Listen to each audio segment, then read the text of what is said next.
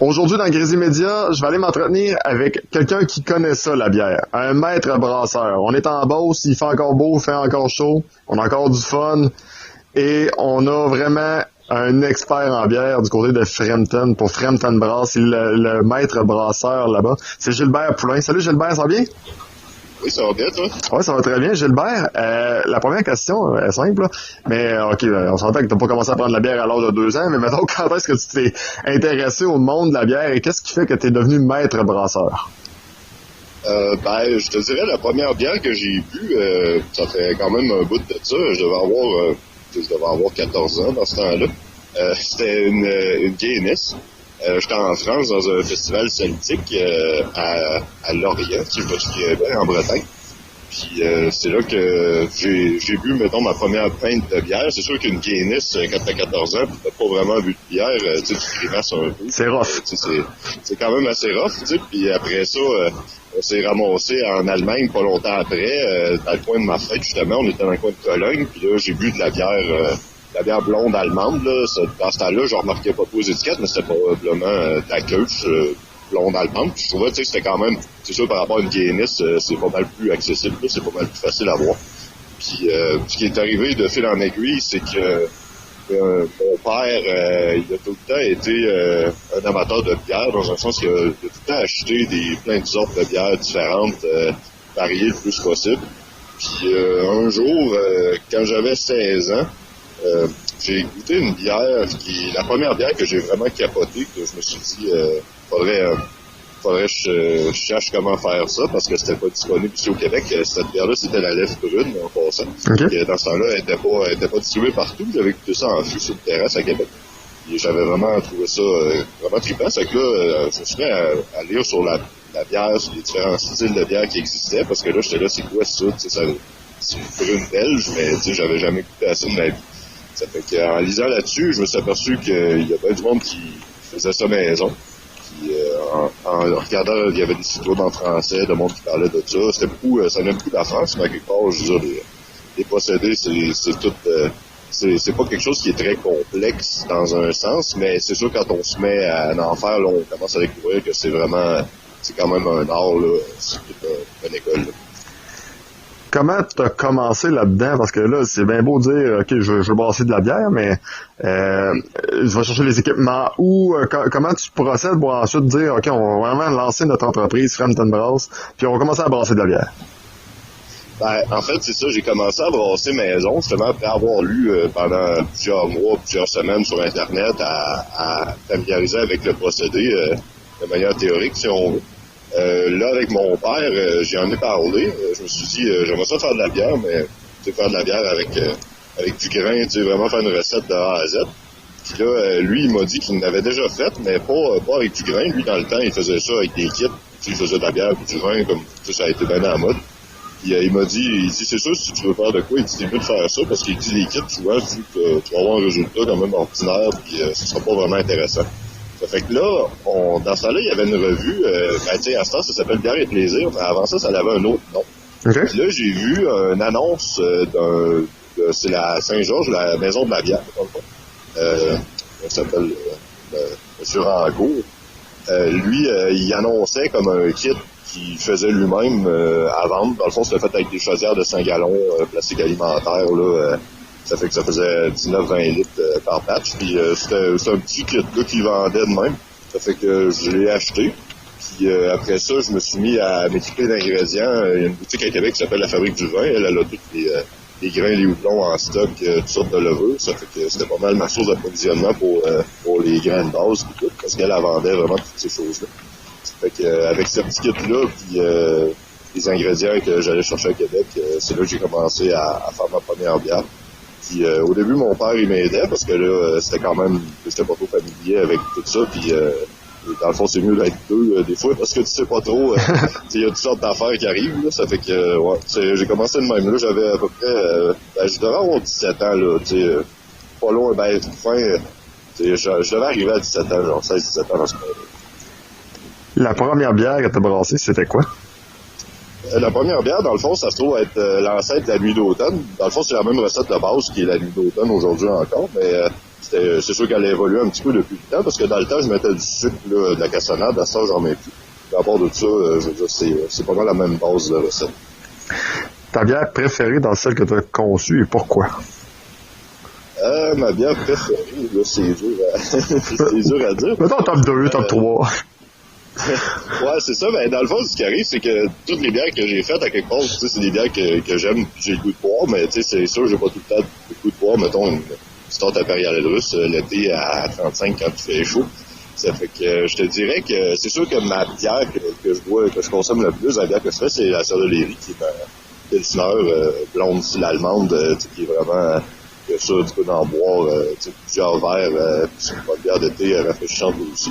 C'est sûr, la nuit d'automne, comme je parlais, c'est une bière que j'adore aussi parce que c'est le style de bière qui m'a fait aimer la bière beaucoup, là, les brunes belges comme ça. Donc, la nuit d'automne aussi, je te dirais. Puis c'est sûr que la Rouge des Appalaches, bière acidulée, vieillie en barrique de chêne, c'est quand même complexe à faire. Puis c'est un assemblage, ça fait que c'est pour le côté technique, j'aime beaucoup cette bière-là aussi. Ça fait que si on voudrait faire un top 3, ça serait pas mal ça. Mais dans le fond, c'est sûr qu'à quelque part, je les aime toutes. Quand tu conçois une bière, et c'est un peu la question que je me suis toujours posée, c'est-tu comme un genre de chef cuisinier? Faut-tu que tu y goûtes souvent, puis à un moment donné, tu fais « Ah, il manque un peu de ci, prendrait un peu plus de ça, ça, il y a trop de ci, ça, il y a trop de ça. » Comment ça marche? Ben en fait, quand on développe une bière, on a une idée de départ. C'est sûr que avec l'expérience, quand on fait une nouvelle recette, avec l'idée qu'on a, on est capable d'arriver plus avec l'idée de départ qu'on avait quand on commence à bosser maison, on expérimente, puis là on dit si je mets tel ingrédient, telle affaire, ou si je mets telle affaire, je vais arriver au goût que je veux, puis finalement non. C'est là que tu fais tes expériences justement quand tu brosses maison, pour que quand tu arrives justement dans le niveau industriel, ben t'as déjà essayé beaucoup d'ingrédients, beaucoup de procédés, de manière de faire, puis là t'es capable d'arriver à, dans le fond, comme vraiment arriver à l'idée que tu avais dans ta tête de départ. Ça fait que c'est comme un peu un peintre qui verrait comme une toile dans sa tête, puis il la mettrait sur une toile, ou mettons un musicien qui fait un riff de guitare, mettons, dans sa tête, puis après ça, il joue. Ça fait que c'est un peu le même principe, c'est de l'idée de ton produit final, puis après ça, ben, tu le fasses, puis que ça arrive le plus près possible de ton idée. OK. Qu'est-ce que tu tripes le plus? Bon, évidemment, à part prendre la bière, là, j'imagine, là. Mais qu'est-ce qui te fait le plus triper dans ton travail? Qu'est-ce qui me fait le plus triper? Ben, c'est sûr que la bière, c'est ma passion, en fait. Donc, c'est un peu comme si mon hobby était devenu mon travail. Ça fait que c'est sûr que si je ferais pas ça, je serais sûrement en train de faire d'autres choses, en train de penser à me partir d'une brosserie à un moment donné. Ça fait que je te dirais que c'est la job en général qui me fait triper. C'est sûr que, je veux dire, embouteiller de la bière, à un moment donné, ça devient répétitif. Puis, c'est pas nécessairement la job la plus tripante, mais moi, c'est vraiment le côté... c'est sûr, j'aime ça développer des recettes, d'avoir de la créativité. Je peux pas en faire non plus à l'infini tout le temps des nouveautés, parce qu'à un moment donné, on fait des bières qu'on fait déjà. Mais je te dirais que c'est l'aspect créatif, là, l'aspect d'être capable de faire un peu ce que je veux, là, que j'aime le plus dans mon travail. Est-ce que c'est dur de créer de la bière en Beauce? Parce que, je veux dire, est-ce que le marché est plus difficile, exemple, que si t'étais à Montréal, que si t'étais à Québec ou ailleurs? Comment ça se passe pour un gars de la Beauce qui veut faire de la bière? C'est-tu compliqué? Ben, c'est sûr que moi, dans un sens, j'essaie d'offrir aux gens de la Beauce parce que, justement, on est loin de Québec, on est loin de Montréal, donc le choix de bière est plus restreint.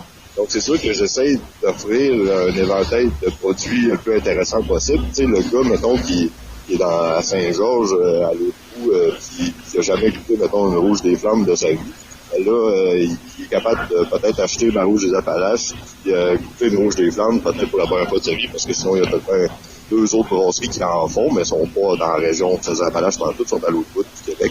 Ça fait que, sinon, il faut peut-être carrément en Belgique. Fait que c'est sûr que j'essaie de créer un inventaire de produits le plus fun possible. C'est sûr que justement, il y a beaucoup de monde qui connaissent pas tous les styles. Le monde, ils sont plus conservateurs sur des styles traditionnels. Mais en même temps, c'est pas un frein parce qu'il y a peut-être du monde qui essaie de découvrir toutes sortes de nouveaux produits. Parce qu'il y a du monde, peut-être, qui ont bu de la bière commerciale toute leur vie. Puis là, ils arrivent sur une bière comme la Nuit d'automne ou une stout, puis ils n'ont jamais bu de bière foncée, qui n'ont pas nécessairement de préjugés par rapport à ça. Ils arrivent, puis ils goûtent à ça, puis ils se mettent à triper là-dessus, puis y a des bières comme justement la Hopfenweiss, là, que j'ai converti du monde. C'est une bière qui a vraiment un goût unique, puis il y a du monde qui l'adopte, c'est juste ça qu'ils doivent. Pour ça, c'est vraiment trippant. Quand tu conçois une bière comme ça, évidemment, tu t'attends sûrement à avoir des commentaires. Les plus beaux commentaires que tu as eus là, par rapport aux bières que tu as brassées, tu dirais que ce serait quoi? Les plus beaux commentaires, c'est quand quelqu'un y arrive et me dit moi je bois juste ça, je bois juste la Scranton ou je bois juste telle sorte, mettons de la Hopfenweiss ou de la nuit d'automne ou c'est pas mal le commentaire le plus trippant parce que tu dis j'ai fait quelque chose que quelqu'un a adopté puis il revient encore avec les années puis il aime ça puis c'est ça carrément, tu sais, j'ai des clients des fois qui viennent qui sont loin puis ils viennent acheter plusieurs caisses de 24 pour faire une réserve, une provision, ça fait que c'est comme pas mal le commentaire le plus trippant que tu peux avoir comme brasseur. C'est sûr qu'il y a beaucoup de monde qui dit vous faites de la bonne bière, continuez comme ça puis vous en pas de même puis je te dirais qu'en général, là, on a beaucoup de bons commentaires, très peu de mauvais commentaires. Là, c'est 1% de mauvais commentaires et 99% de bons commentaires. Là, pour ça, c'est le fun. Si on parle du Resto Pub 1093, qui fait partie de la grande famille Frampton Brass, à quel point ça l'a aidé à faire découvrir votre bière à bien du monde? C'est sûr que nous, à la brasserie, on a un salon de dégustation, puis on sert seulement de la bière, puis des petites grignotines, des chips, des affaires comme ça. Il n'y a pas de service de restauration, des affaires comme ça. Ça fait que quand le monde arrive en Beauce, des fois, ils cherchent une microbrasserie ou une place où aller, puis un bon choix de bière, mais qu'ils peuvent manger aussi en même temps. Ça fait que le 1093, c'est ça qui est pas pire pour ça, c'est que c'est un pub, mais resto pub, ça fait qu'on peut consommer de la nourriture sur place. C'est sûr qu'on offre tous nos choix de bières. Éventuellement, on veut avoir des bières de microbrasserie invitées aussi. Ça fait que c'est sûr que justement, on peut faire venir des bières un peu partout au Québec, que justement quelqu'un qui est à Sainte-Marie ou qui est à Saint-Joseph va pas nécessairement se déplacer à tous les fins de semaine pour goûter ces bières-là. Ça fait que c'est dans cette optique-là, le pub est quand même pas pire pour ça, là, parce qu'on n'a pas beaucoup de bars à bière en Beauce, en spécialisant en bière de microbrasserie. Je veux dire qu'ils sont pas des bannières des bannières, je veux dire, des bars qui ont des contrats d'exclusivité avec que ce soit ARJ, Belle Gueule, ou peu importe, qui sont tous des produits qui sont quand même assez connus, là, ça fait pas différent un peu. Est-ce que la compétition entre brasseurs, à quel point c'est difficile? Prenons un exemple. T'as nommé une Ibrou qui brasse de la bonne bière également. Quand vous vous côtoyez, là, c'est-tu la camaraderie? C'est-tu des regards noirs, genre de viens pas trop dans mon coin? À quoi ça ressemble? L'industrie de la bière, je te dirais que c'est pas vraiment l'industrie la moins... non, c'est très compétitif avec les grands brasseurs puis les grandes micros, mais encore là, c'est quand même vraiment... l'expression highlight friendly, c'est vraiment amical comme ambiance parce que tout le monde s'aide, tout le monde s'entraide. Il y a beaucoup de monde qui ont travaillé pour une brasserie avant, puis après ça, ils se partent une brasserie, ils vont travailler pour une autre brasserie, mais ils sont encore en très bon terme avec l'ancienne équipe qui était avant. C'est quand même une grande famille, puis je dirais que le milieu est moins compétitif que ce que j'ai entendu dire. Par exemple, là, il y a les spiritueux qui commencent à s'en venir beaucoup, puis les autres sont moins dans un aspect paternel, un peu, sont plus compétitifs là, entre eux autres. Nous, c'est à quelque part, c'est nous les microbrasseries contre les grands méchants brasseurs industriels dans un sens. Là, à quelque part, les microbrasseries, on se joue pas d'impact. C'est sûr que les grands brasseurs, eux, ils essayent d'acheter des marques de micros, puis acheter ils achètent dans le fond des microbrasseries pour augmenter leur espace sur les tablettes de leurs produits, mettons que ce soit Molson ou Labatt, là, parce qu'on s'entend qu'il y en a juste deux. Puis nous, c'est sûr qu'on n'a pas vraiment de lien là, on parle pas vraiment tant que ça avec les grands brasseurs. C'est plus vraiment les petits micros ensemble là qu'il y a un aspect fraternel, mais c'est vraiment pas compétitif là. On est vraiment, on s'aide là si je manque une sorte de grain ou quelque chose ou j'ai besoin d'une sorte de houblon. On a un groupe sur Facebook dans le centre du Québec qui est un groupe fermé, puis tous les acteurs de l'industrie sont sur ce groupe-là. Puis justement, donner un exemple récemment, il y a une couple de mois de ça, j'avais une sorte de houblon que j'avais plus en stock, qui finalement la Barberie, il n'avait comme un 10 kilos, puis il n'avait pas de besoin. Ça fait qu'ils me l'ont vendu au poste, puis ça fait que ça m'a dépanné, parce que sinon il aurait fallu que je retarde d'une journée ou deux là, mon brassage. Là, ça fait que non, c'est le fun pour ça. C'est vraiment amical. Vous avez gagné quand même plusieurs prix, dont récemment au World Beer Awards 2018, la Sierra de Léry qui a remporté le prix d'argent, la Rouge des Appalaches qui a gagné le Country Winner pour une deuxième année consécutive, dans la catégorie Flanders Red Ale, la Stout impériale russe qui encore une fois a réussi à gagner des prix. J'imagine que ça doit être assez gratifiant, mais en même temps, est-ce que ça devient comme bon, on gagne à chaque année des prix, fait qu'à chaque année on a des chances de gagner. Comment c'est perçu? Parce que je veux dire, ces prix-là sont peut-être durs à gagner, mais de votre côté, ça devient quand même assez répétitif, là. Ça vous gagne souvent? Ouais, c'est ça. Ben, c'est sûr que nous, toutes les fois qu'on gagne, on est tout le temps bien content parce que tu gagnes une année, puis c'est sûr si tu gagnes une année, puis là tu dis ben là j'ai gagné en médaille d'or, puis c'est ici puis c'est ça, mais tu sais l'année d'après, puis l'autre année d'après, t'en gagnes pas. C'est sûr que là tu te dis c'est quoi que je fais pas correct, ou c'est les autres brasseries qui font de la meilleure bière que moi, ou tu sais c'est ça que là tu te poses des questions.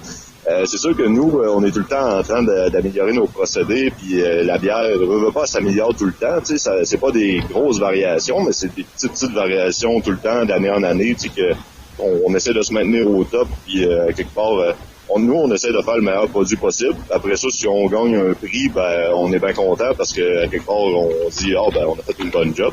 Ça veut pas dire que la bière qui a pas gagné de prix est pas bonne non plus, là. C'est vraiment, des fois, c'est un concours de circonstances, puis il y a bien des bonnes brasseries sur le marché aussi, puis il y a bien des nouvelles brasseries qui font encore des affaires incroyables. Ça fait que c'est sûr que nous, on essaie de maintenir, si on veut, notre réputation, là, garder nos bières le plus au top possible. Tes prochains défis, création de bière, ça ressemble à quoi? Prochain défi, là, ce qui arrive, c'est que là, dans la brasserie, je commence à manquer d'espace. C'est dur de faire plus de sortes de bières. À un moment donné, on est limité sur justement la capacité de fermentation. Puis c'est sûr que les bières qu'on fait déjà, on veut pas les sacrifier non plus pour faire des nouveautés parce qu'on a des amateurs de pratiquement toutes nos sortes, pratiquement toutes nos sortes de bières, il y a du monde qui tripe dessus qui l'achète. Ça fait que quelque part, ils ont toutes leurs raisons d'être. Puis après ça, c'est sûr que développer des nouvelles recettes, moi c'est ça qui me drive le plus, mais pas faire n'importe quoi non plus. C'est sûr que je veux développer des bières vieillies en barrique de chêne beaucoup plus. Là, présentement, j'ai peut-être une 50aine de fûts de chêne. Puis je veux possiblement passer à l'achat de foudre. Ça, des foudres, c'est comme des barils de chêne, mais c'est vraiment plus gros. Là, c'est comme une cuve, là, c'est 500 ml, 2000 litres, là, même les plus gros. Ça fait que c'est quand même des gros réservoirs de bois pour faire vieillir de la bière plusieurs mois, même une année si on veut. Ça fait que je veux m'en aller là-dedans tranquillement pas vite pour faire des styles un peu justement barriqués là qu'on voit qui sont moins communs là. Mais encore là, j'ai pas d'exemple vite comme ça, mais ce serait par exemple, mettons, j'aurais un exemple, mettons, par exemple une triple belge, mais vieillie en barrique de chêne plusieurs mois. Puis après ça, peut-être un blend là, justement de bière de plusieurs années, là, comme mettons une version rouge des Appalaches, mais grand cru, là, mettons un blend 3 ans, 2 ans, 1 an, là, par exemple. Des affaires comme ça. Là. Dernière question pour toi, qu'est-ce qui va se passer? Mettons, on se projette un peu dans l'avenir. Frampton Brass dans 10 ans, ça ressemble à quoi? D'après moi, on va avoir une grosseur sensiblement similaire à ce qu'on a là. Peut-être un petit peu plus de production, mais pas nécessairement trop gros non plus, parce que passer une certaine grosseur, ça vient vraiment, là, tu tombes dans un jeu là, de coude à coude avec les grands micros et les grands brasseurs. Ça fait que c'est dans 10 ans, on devrait probablement être encore sur le même site qu'on est là. Parce que c'est sûr, à un moment donné, si tu viens d'une certaine grosseur, nous, on est sur une terre agricole, on fait pousser notre orge et tout, mais quand t'es rendu à une certaine grosseur, à un moment donné, ça vaut la peine d'être rendu dans un parc industriel à quelque part. Mais nous, c'est pas ça notre but, c'est pas d'atteindre une grosseur trop intense, c'est d'être capable de bien en vivre sans trop s'énerver, puis fournir nos clients, puis que tout le monde soit heureux avec ça. Là. Gilbert Poulain, un gros merci pour ton temps. Continue à être capable de faire de la bonne bière comme ça, parce que, de le dire, c'est vraiment pas méchant. Au contraire, ceux qui n'ont jamais goûté à la Frampton Brass, on les invite à goûter à ça. Ils vont tomber en amour, c'est officiel. Fait que, on a juste hâte de connaître les nouveaux produits là, dès que ça va arriver sur les tablettes. Parfait. Bon, je te remercie, puis c'est ça, on continue comme ça. Une bonne bourre à tout le monde. Salut. C'est bon, c'est bonne journée. Là. Toi aussi. Salut.